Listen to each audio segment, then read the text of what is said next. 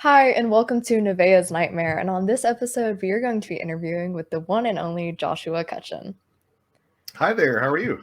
I'm good. How are you? It is a pleasure to be here. Should I redo that? Yeah, redo it because I just realized I have my space heater on too. So yeah, redo it. Do it. Hi, and welcome to Nevaeh's Nightmare. And on this episode, we are going to be talking to the one and only Joshua Cutchin. Hi there, how are you? Hi, I'm good. Good. All right. So, Adam.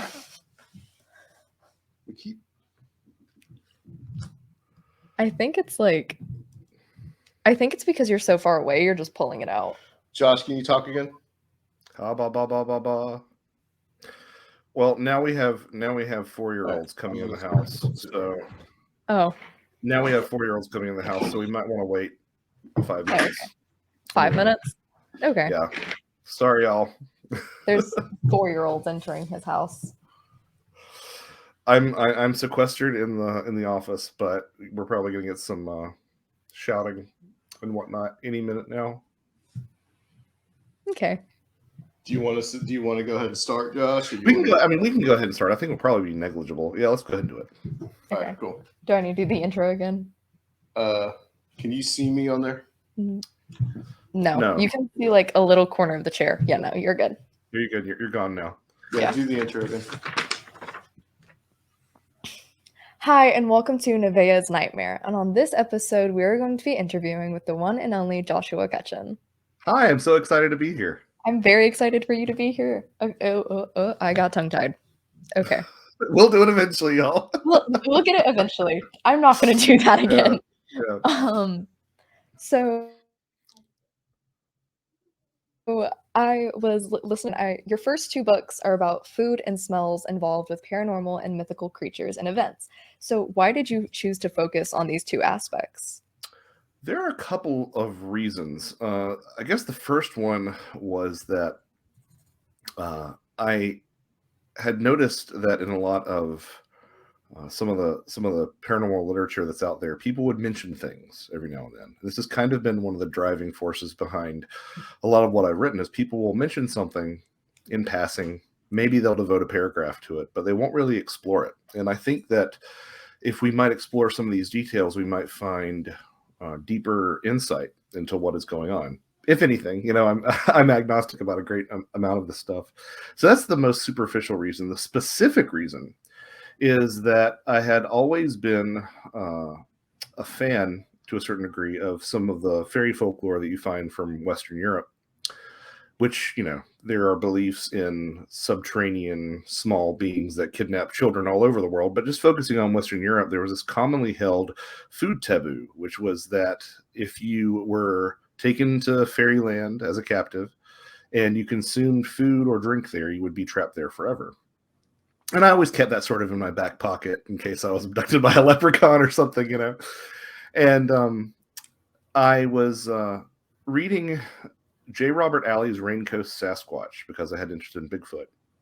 And it was just completely an indulgence for me. It wasn't like this wasn't a career of any sort at the time.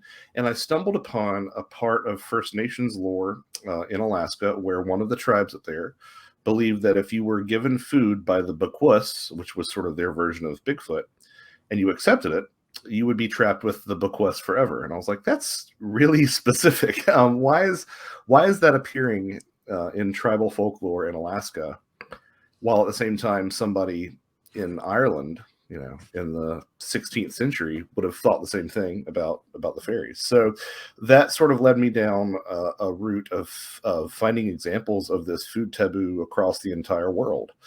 And to me, finding that belief so widespread suggested one of 3 things. It suggested perhaps that there are universal archetypes that we as human beings just come into the world with, like the software on your PC, right? Like it's just loaded in there, which is weird. That's a weird thing that shouldn't exist, right? Yeah. Or it implies that there was some degree of international cultural exchange, which we certainly don't recognize in our history books. So that's weird. Or it implies, and this is my favorite, that there's some sort of objective reality to the origination of a lot of these myths and legends. Okay. Okay, so I heard you mention Bigfoot. So what do Mhm. you think Bigfoot is? Oh, wow. If you'd asked me that 5 or 6 years ago, I probably would have given a quite a different answer. I still feel to this day that the best physical evidence we have for any unexplained phenomena comes from Bigfoot. We have these great tracks, we have these hair samples that, while always inconclusive, are oftentimes genuinely strange. And the tracks themselves have been analyzed by uh, tenured college professors who specialize in primatology and locomotion and things like that, and exhibit primate features, right? So this all does point to there being a giant undiscovered relict hominid in the woods. At the same time, my friend Timothy Renner drugged me on a journey back around 20. I think we probably started the book in late 2018.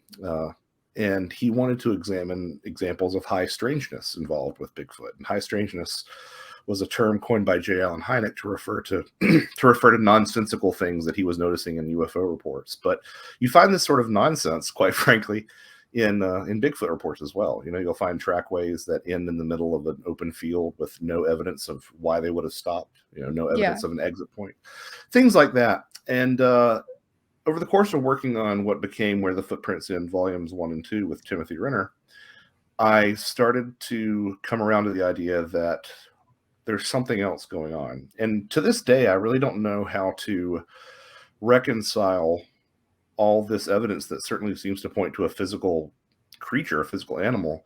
I don't know how to reconcile that with some of these outliers, which seem much more common than most cryptozoologists would have us believe. So I guess that's a roundabout way of saying I don't know. If I had to be pressed, I would have to say that I think it I think it would be probably more likely to be categorized as something interdimensional, even though that's not terminology that I normally like to use. It's probably the most viewer friendly term that I could use to sort of get a quick glimpse into how I feel. Okay. So I've heard you've been called the fairy expert. Well,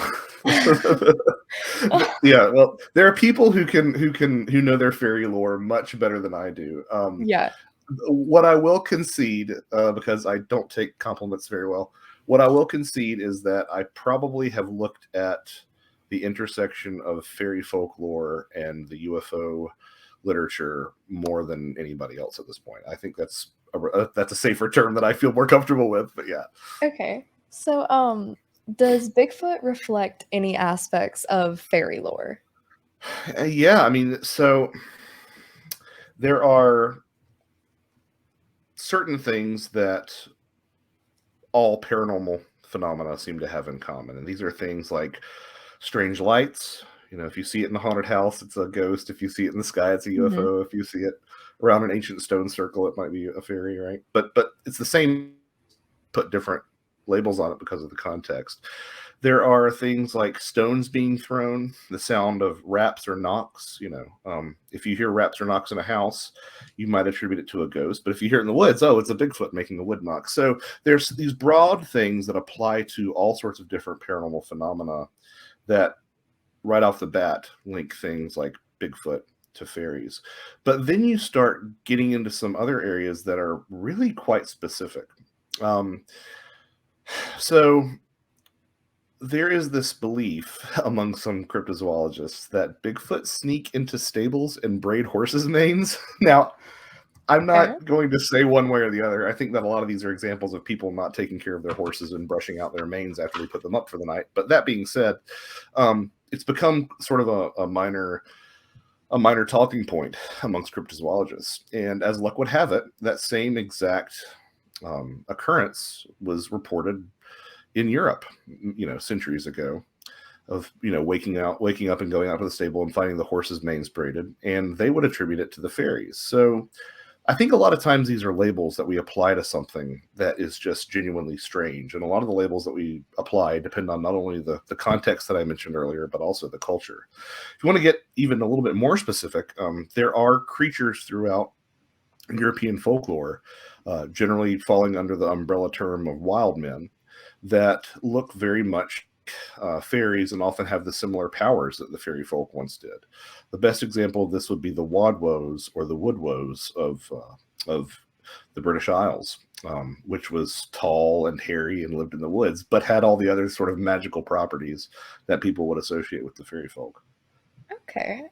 So I was listening, just listening, doing my research, and something I noticed is, do you look at these phenomena in the sense of the mythology or in like modern mundane? Yes. I Yes. mean, so I'm probably more skeptical than I let on. That's Okay. probably why I don't have a lot of generally paranormal things happen to me. I've had a couple of things, but not many. Um, I think that a lot of the answers that people in these communities so desperately desire may not necessarily be found in the older literature, but the older literature will provide insight that is not the same, not the same type of theories that people talk about today. What I mean specifically by that is that you can go through the literature of, for example, with UFOs, strange things seen in the skies, and they were understood in a variety of capacities. Most of them were supernatural. Quite a few of them were religious or spiritual, but I think that um, that's a good example in the fact that, all we get today is UFOs, UFOs, UFOs are aliens, aliens, aliens. That's all you Yeah. ever really hear, right? And in reality, that's quite a modern interpretation. Now, modern doesn't mean inaccurate, and modern doesn't Yeah. mean the worst, but I do think it's important to acknowledge some of that older folklore. And I really do enjoy looking at the older mythologies and such, because it always is really compelling to me when I find an earlier example from, let's say, ancient Mesopotamia or something, and I find a story from, a farmer in Montana, and the farmer's story has things that sound strikingly like that older, folklore. And I doubt that the farmer in Montana is a fan of ancient Mesopotamian texts, but here we are. So that to me always sort of reinforces that there's some legitimacy to what might be going on today. So a little bit of both. I've been focusing lately more on the folklore and the mythology than necessarily the current cases, because you can't always tell. A lot of these things are hoaxes, a lot of these things are lies.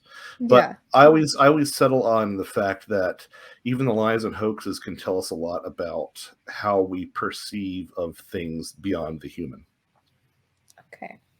Not to bring it back to fairies or anything, but this is a question that I kind of had on my mind since I started listening. So do you think that fairies, the fae, and pixies are one and the same? Yes. I mean, Yes. so I guess maybe now would be a good point to sort of clarify, because I know some people are like, fairies, what? Because whenever you want to talk about Yeah. somebody, who's lost it, you're like, oh, fairies and unicorns, right? And that's not, Yeah. it's not entirely fair. I dare say that anyone in America, um, you know what? I'll just be even broader. Anyone on the planet, your ancestors believed in things that we could probably call fairies today, and these weren't the little Disney pixie Tinkerbell sort of things. These were um, capricious forces. I wouldn't say malevolent, but like they could be good or they could be bad. That were fond of abducting people, as I alluded to earlier. Often lived underground. Often had a tendency to be short, but often as not could be as tall as a full-size human being. And it was something that we really lived alongside for a long time. And so the specific terms that you mentioned, fairies and pixies and whatnot, those are all more or less regional terms. Okay. And in fact, if you really wanted to, a lot of fairy scholars, because there are, believe it or not, fairy scholars who like go back and look through this sort of thing. You could put underneath that sort of fairy term things like mermaids and ogres and even giants. And we don't normally think of giants as being like fairies because they're the complete opposite. But in terms of the way that they behave, in terms of the roles that they serve in a culture, and in terms of the powers that they had, these things were often sort of considered variations on a theme. So leprechauns, goblins, elves, pixies, they all sort of fall under that fairy umbrella that a lot of us use as an overarching term. Okay. I know. See, I never thought of it like that. Okay. Um, How do you feel, or what are your thoughts on magic circles regarding fairies? Oh man, we know that the sort of the circle as a protective symbol is incredibly ancient, um, and I think that if you are going to engage in any occult practice, I am not myself an occultist. I have plenty of occultist friends. Employing something like a protective circle and adhering to it is very important. The circle has a certain level of significance in fairy folklore as well, though, because you'll find these circular patches of mushrooms that people to this day in their yards will call fairy rings, and sometimes there I was was this just idea. about to ask about Yep, that. yeah, exactly. Yeah, no, so it's really interesting when you look at the fairy stuff. You start to see all these sort of remnants that we've never really gotten rid of that are still with us from these older times of belief. I mean, the term stroke, the medical term stroke, is derived from people who were believed to have been, touched by the fairies and received a fairy stroke. Um, the words blast and blustery and blister all share the same root word because it was believed that send a blast of blustery air towards you and leave a blister on your skin called the fairy blast, which sounds, when you read these stories, they up and there's always junk inside, which kind of sounds like an alien abductee's implant. But but returning to the circles, you find these stories time and again of the fairies always seen, dancing in circles, and sometimes people would join in the circles and they might disappear only to be able to be retrieved a year and a day later sometimes. So yeah, the circles are very important, and I don't think it's a coincidence that so many of the UFOs that we see fall into that flying saucer category. There's something deeply symbolic about the circle that I think a lot of people who are just constantly banging the drum of it being extraterrestrials are. I think they're sort of missing the point in some regard. I think that this is a lot older and has been with us for a lot longer time. And at one point, I think we called them the Fae Folk. Okay. So, can we talk a little bit about people that are taken to this Mm. fairyland? Yeah. So, when you sort of start to look at little people, myths and legends around the world, and I would caution to say that you could probably say that I would say every region has a culture within it that believed in these things and described them very similarly. They oftentimes preyed upon people who were deemed by society to be vulnerable. So these would include women and children, but also those who were ill might see the fairies or might have their spirit taken by the fairies. You've got to remember that a lot of these indigenous cultures perceive things like illness and disease as being a spiritual affliction, soul theft, that sort of thing. So these people would be taken by fairies. We just sort of focus exclusively on Western Europe. You can also add to the mix people who were artists and musicians, people who were creative types. The motivations behind why they did this, according to literature, are varied. Sometimes with the artists and musicians, they just want to have entertainment for the night. They might abduct a fiddler to come play at the fairy party, and the fiddler comes back out and finds that generations have passed since he stepped in the night before. But you often find, in terms of just the abductions of some of these other vulnerable groups, that there is a reproductive element at play. In the case of women who were abducted, sometimes they were used as basically breeders, as grotesque as that sounds. Yeah. And because there was this belief that the fairies were something of a dying race, and that they sort of needed a shot in the arm, and that shot in the arm came in the form of healthy human. They didn't use the term DNA back then, but we might say healthy human DNA today. Similarly, that was one of the main reasons that children were taken as well, as to sort of be folded into the fairy ranks. Sometimes you'd find that the fairies would swap children with one of their own, called changelings. These were either sickly fairy infants or elderly fairies, and in that case, it sort of served a twofold benefit. Not only did the fairies get the human child to become one of the fairies with them, but the the changeling that they left behind would receive basically care and nourishment from the human mother. There was this idea that fairy milk was actually a sham. It was non-existent. It didn't contain any nutritional value. Only human milk did. So they'd sort of swap out their fairy child and have them nurse for a while. Of course, I'd be remiss if I didn't say that To this day, these are some of the same reasons that you hear in the alien abduction literature for why people are abducted by aliens. So, our race is dying. We need human DNA to sort of resuscitate our species. And it's just one of many sort of echoes that you see in the modern stuff versus the older stuff. Okay. You kind of answered one of my questions, but I'm gonna ask it again here in a minute. That's okay. So, why do you think these mythical beings use fake food? That's a good question, because it is something that you see quite often.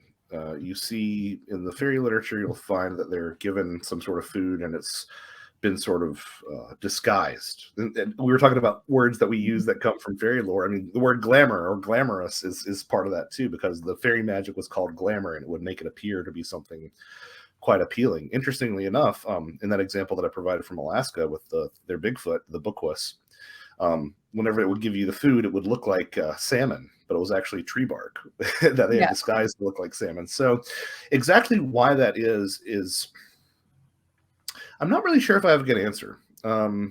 I suspect that it has to do with the fact that a lot of these things, if they are objectively real, probably engage in a lot of what I would call theater. And I'll explain sort of what I mean by that.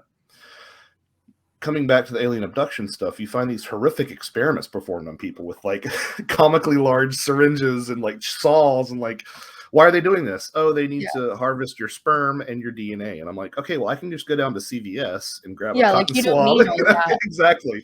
But this race that's come from, millions of light years away needs to have all this silly machinery. So to me, that suggests that there is some degree of theater involved. There's some degree of desire on the part of these things to elicit a certain reaction, an emotional reaction, which sends us down a rabbit hole of what they're actually after, if they might actually be after our emotions more than they are anything physical. So with that in mind, the sort of things that they place value on are intangibles, and so it would make sense to me that they just be like, well, just grab some leaves and sticks and make it look like a lovely meal and hand it over to someone. Yeah. So I heard you bring up glamour. Do you think that is that like a type of magic almost? Yeah, yeah. I think that would be the easiest way to describe it, would be as sort of a magic. Glamour oftentimes had the specific uh, specific use of making things appear different than they truly did.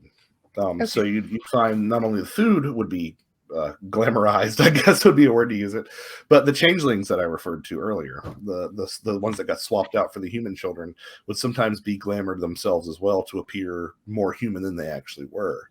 Uh, as luck would have it, I hate to keep banging this drum, but it's kind of what I focus on all the time. The modern alien abduction researchers have sort of taken this idea of glamour and repurposed it themselves. And they Okay. refer to things called screen memories all the time. You probably have heard that term Mhm. where people who have these experiences are led to believe that, oh no, you didn't really see an alien, you saw an owl, and that, by any other name could be the same as glamour for certain. Okay. You've been saying changelings. What exactly is the concept of changelings? It's the idea at its most basic level. It's the idea that the fairy folk, although it wasn't exclusively fairy folk, because wild men employed changelings, as did dragons sometimes, or even lake monsters. But something from the other world, let's say that, some sort of non-human presence comes in and swaps out a human child for something else. And that's the most basic way that you can see it. Now, in the fairy folklore, this would often mean that the fairies would take the human child and leave behind in its place one of three things. It might be a sick fairy infant, as I mentioned earlier. It might be an elderly fairy, as I mentioned earlier. Or it could also be something known as a stock or a fetch, which would basically be a wooden effigy of a child that would be sort of glamorized to sort of look as if it was actually moving. And then only over time did the glamour wear off, or the parents realized that something was wrong. In a lot of these changeling stories, you find that the children often appear sickly and they are ravenous. They eat and eat and eat, but are never satisfied. Sometimes they display intelligence above that which an infant should have. And oftentimes, especially in Ireland, these changeling narratives are resolved through, quite frankly, child abuse. And the idea is that you're abusing the fairy child or elderly fairy, and the fairies don't want to see one of their own being tormented, so they rush in and give you back your human child and save their own. That sort of points to a darker theme in the changeling literature. A lot, and I won't say all, but I would say that a lot of these stories, at least as they happen in actual accounts, very much seem to be describing children with developmental disabilities. And you couple that with the intense prevalence of infanticide in Ireland up until about 1950. And it seems like a lot of these are just stories where they're getting rid of children that they know will be a burden to the household, but won't contribute to work in the fields and stuff. And it's a tragic legacy. There's actually a book called I think it's called A Most Diabolical Secret or something by Elaine Purkis, and she takes a look at 50 years worth of infanticide in Ireland, just children under the age of 3. And I believe she found 4,200 cases in 50 years, which is just staggering. So whenever we talk about the changeling stuff, like I think that there's something there. I think it's probably describing something on a spirit level, but I always want to make sure that we highlight that as well, because that's a grave injustice that I think definitely needs attention. Okay. All right. So, what are some associations with fairy lore and the dead as you lay out in your latest book, Ecology of Souls? Oh boy. So, when I say fairy to you, before this conversation or before you met some of the other crazy people that you've met along the course of this journey, what would you think they are, and how would you describe them? Like, what would they be associated with? Like, what's your model of fairies? Well, before I started doing all this research, it was more the sense of like these beings in the woods that were how do I explain this? Like they could either be a burden or they could help. Okay. And That's pretty humans good. Yeah. in this sense could like, if you like, okay, it's almost in the sense of like if you do a job, like I give you bread, you give me milk. And Right. I give you this, you keep my flowers alive. Or there we go. There we go. Okay. So that's actually pretty good. That's actually pretty good. And I would applaud you for that. And there was no wrong answer, but you sort of got to what I was hoping you would. And you said, "No, you keep my flowers alive." I'm really big into witchcraft, and one of my best friends like works with the Fae, so he like tells me all this stuff, and I'm just like, yes. Okay. Well, I'm not trying to burst your friend's bubble, That's but fine. A lot of, well, to be fair, a lot of the way that we think about the paranormal in general nowadays, at least in America, but specifically fairies, owes a debt to this spiritual movement of the late 19th century known as Theosophy. Helena Petrovna Blavatsky led this school, which was very much tied up with spiritualism, and it was all about channeling certain entities and ancient ascended masters who were helping the world. I say all this because you can sort of divide popular interpretations of fairies into pre-theosophic fairies and post-theosophic fairies. In the post-theosophic fairy era, we find a lot of influence from Theosophy, which in turn was influenced by people like Paracelsus and Rudolf Steiner, people who started bringing into the conversation ideas of elementals. So these beings that, as you alluded to, were responsible for the growth of vegetation and the growth of all these things, and that really took hold with surprising rapidity.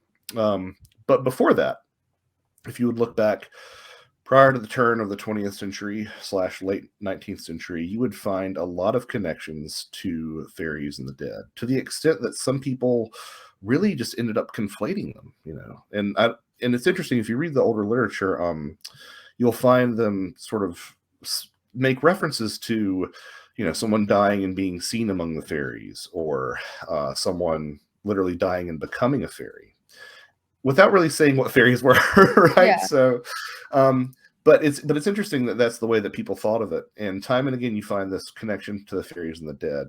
There is a possibility that was sort of an idea that was fostered a bit by the Christian church, but the idea seems to have been found wherever fairies were found to some degrees. You can find indications of this even in the New World amongst tribes over here. When they talked about their little people, oftentimes there was a mention of, the dead being somehow involved as well. So you've got all that. You've got all the stuff that fairies and the dead, or ghosts more specifically, seem to have in common. You've got the close connection in Western Europe of fairies to former sites of human habitation. A lot of these ring forts, these fairy forts that you'll find in places like Ireland, were once like very clearly built by people, but now the Yeah. fairies live there. So it's always like, well, are the fairies kind of ghosts in that sense? So it becomes ambiguous and complicated, like fairy folklore does. But suffice to say, there's a really strong connection, and I think this takes on an extra dimension when you consider that the UFO stuff today looks so much like the fairy stuff did back then. And if the fairy stuff back then looked like the way that they thought of the dead, like what does that imply about, where does that chain end? The dead to the fairies to the UFOs? Is there something about UFOs that isn't more tied to the dead than it is something from another planet? So that was a very long answer. Sorry. No, it leads me into my next question. So, how are the stories we hear in fairy folklore similar to stories we hear about alien abductions? Well, how long do we have? So on the surface level, you've got small beings that like to take people. Little green men versus little men in green, right?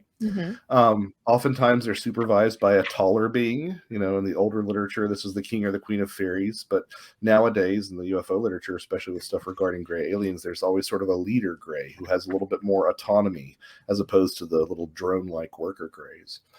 Lots of the spaces that you'd be taken to seem to be similar. There are some indications that these alien abductions take place in sort of a dimly lit interior. Well, one of the primary things about Fairyland was that it was oftentimes had sort of a dimly lit sun. We've talked about changelings. Aliens in the modern era seem very much preoccupied with reproduction and often interfere with children. There are these stories of women who end up having their children taken out of their bellies. If those stories are to be believed, that's a different story, but it seems to be very similar and sort of echoing that. I also mentioned the fairy blast, which is this idea that the fairies could punish you by like literally implanting some sort of debris in under your skin. And people would open this up and it would be a bit of a shell or a tooth or a bone or hair or sticks or leaves or something. And, today we have these alien implants that we're always told by abductees represent some sort of technology so advanced it doesn't even look like technology. Because when they're taken out, they almost always resemble just like an iron deposit or a bit of porcelain or something. And that to me is just another specific connection between these two. A lot of the animals that you used to see associated with fairies pop up as screen memories in the modern abduction mythos. Lights going through the forest. Nowadays, we think UFOs. At one time, we thought fairies. The list keeps on going in a pretty wild way. And then, not the least of which is the idea that these things get you into a place, and then they try to give you some sort of food, which sort of brings us back to the beginning. Because there are a couple of stories where there's this inclination from the aliens, like, well, if you eat this, your chemistry will be changed, and you'll have to stay with us. Now, often as not, when people in the UFO stuff are taken and given some sort of food, they don't stay there forever. But that's when you sort of have to look at, well, what does never being able to leave mean? Does that mean that this thing is going to be with you for the rest of your life? Certainly seems to be that way. Even in some of the older, like medieval stories, people who took food or drink from the fairies sometimes would be permitted to leave, but they would basically be mad by the real world when they got back, which, again, sounds quite a bit like some people who haven't been able to completely come to grips with what they've experienced in the UFO era. So, what do these experiences and similarities tell us about paranormal phenomenon? Well, a lot of people like living in their own little silos for this stuff. Don't ghosts into don't get your Bigfoot into my UFOs. And, that may be true. These things all might be separate. But, if you look at something like the UFO question, 20 years of studies haven't really brought us any closer to a fundamental answer. So I tend to approach these things as being, if not all the same, then it's a Venn diagram with significant overlap, is what I like to say. That might mean that they're different aspects of the same thing. That might mean that they're completely different things that use similar methods and have similar sort of attributes that rise up around them. I'm fine with that. A good example of that, right? A good example of that would be the sound of experiences beginning with a buzzing noise. You find that a lot. You find that in some cryptid encounters. You find that across a lot of UFO abductions. You find that across a lot of fairy abductions. You find that across a lot of near-death experiences. To me, that says that these might all be the same thing, although I'm willing to concede that maybe something about making the transition into whatever the other world is, facilitates that buzzing sound. So I think that implies that there's, at the very least, a connectivity, and that's the one thing that I will say. I won't say for certain that they're all the same thing. I think that they are, but I will say that there is some sort of connective tissue across all these things, and by all these things I mean like anything spooky, has some sort of connection that you can find, and I think that it might indicate that they all come from the same place. Okay, so I got 2 more questions for you. What are some of your favorite cases you talk about in your books, and which ones intrigue you the most? Oh man, so I know that we were talking a little bit earlier about the. Don't talk about the pancake story yet. Okay, That's the last one. Okay. Last question. Okay. Well, one story that I don't think gets nearly enough attention is the Carl Higdon alien abduction. Stories that I don't think gets nearly enough attention that I really do enjoy is known as the Carl Higdon abduction. This particular event took place in, I believe it was in Wyoming, I think, Medicine Bow Root State Forest. It was in 1974, and he was an oil field worker, and he was out there hunting for elk. And while he was hunting, he actually ended up firing upon the elk. There were 5 of them, and he found that the bullet just stopped and dropped to the ground. And as soon as this happened, he looked around, and there was this being that was about 6 feet tall with this yellowish skin, hair sort of like straw, maybe some antenna, and small eyes. And it raised its hand, and when it raised its hand, it floated a package of pills to Carl Higdon. And for whatever reason, I don't know what possessed the man, but he ended up just sort of not being himself. He took the pills, and of course, I wouldn't I wouldn't do that, but according to him, he just sort of felt compelled to do it. And the next thing he knew, he was in this sort of cube-shaped spacecraft with the 5 elk and himself and the alien. Now, what I really love about this is that the spent 7mm bullet was recovered. It was smashed as if it had indeed hit an invisible wall. His car was about 6 miles from the last place that he remembered it being. And he had some sort of scarring on his lungs, almost like a tubercular type scar that was cleared up, and also some long-standing kidney stone difficulties that were cleared up as well. In addition to all this, though, it sounds like, oh, maybe it was aliens, but there's some interesting things that sort of tie it back into folklore, but also sort of the shamanic stuff. There are indications that the being that Carl Higdon encountered never let him look at his back, like you never saw the back of its head or anything. And that doesn't sound like a very important detail until you consider the fact that in a lot of cultures, especially from Scandinavia and whatnot, a lot of these beings had backs that were entirely hollow. I believe the Huldrun was this type of Scandinavian fairy who had a hollow back.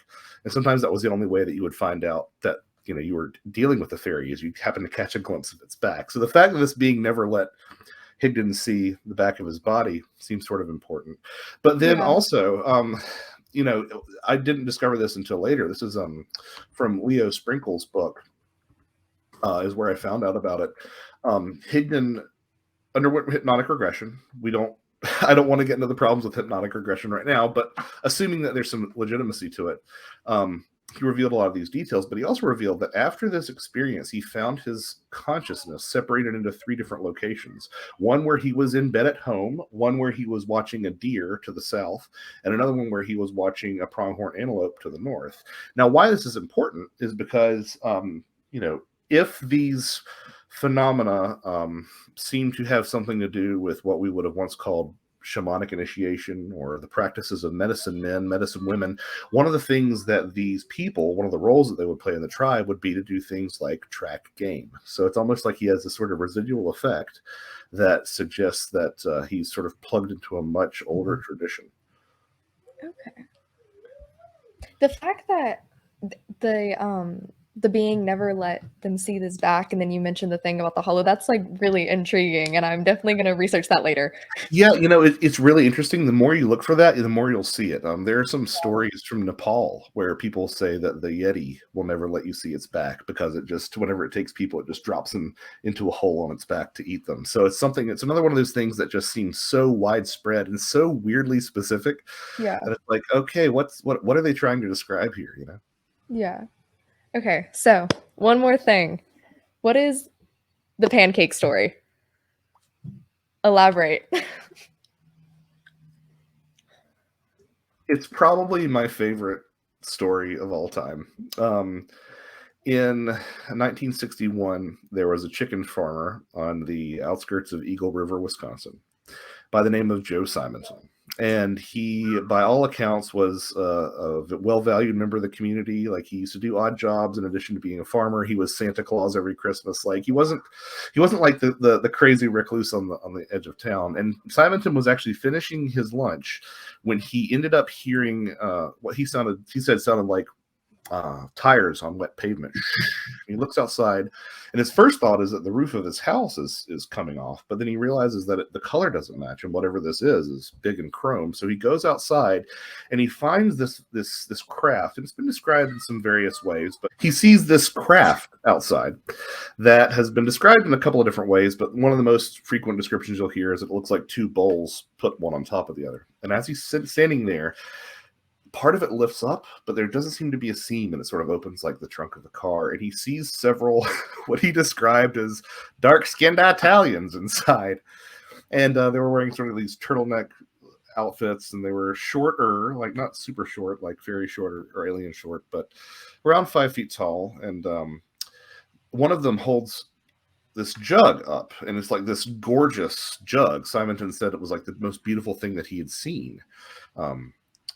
Up until that point, and somehow he knew that they wanted water. So Simonton goes in his house, he goes down to the basement, gets fresh water out of the pump, and he comes up, and the first time he encountered these beings, he actually ended up having to look away because he said that their gazes were so penetrating.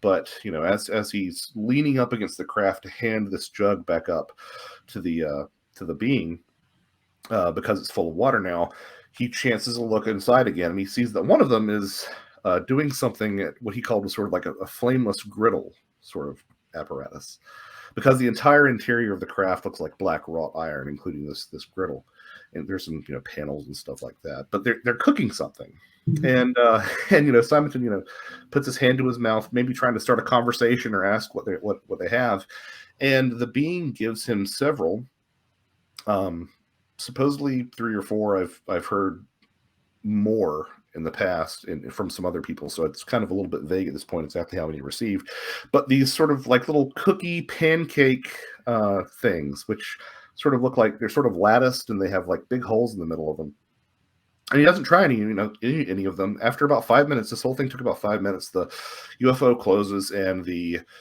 craft takes off, and it sounds like a kooky story, but he had he had the pancakes. He tasted them. He said that they were awful. He said that, if that's what they eat, no wonder they're so small, because they taste so awful. And the pancakes ended up in the hands of the FDA here in the States. J. Allen Hynek interviewed Joe Simonton. No one was ever really able to offer any motivation for a hoax. Of course, this descended into character assassination. They said that he must have been crazy or had a waking dream, but no one could deny that there were these different pancakes. I have, like, as I alluded to, I've found some indications that there were more than what you find in the original statement, but Simonton gave one to some UFO authorities, one to a local judge.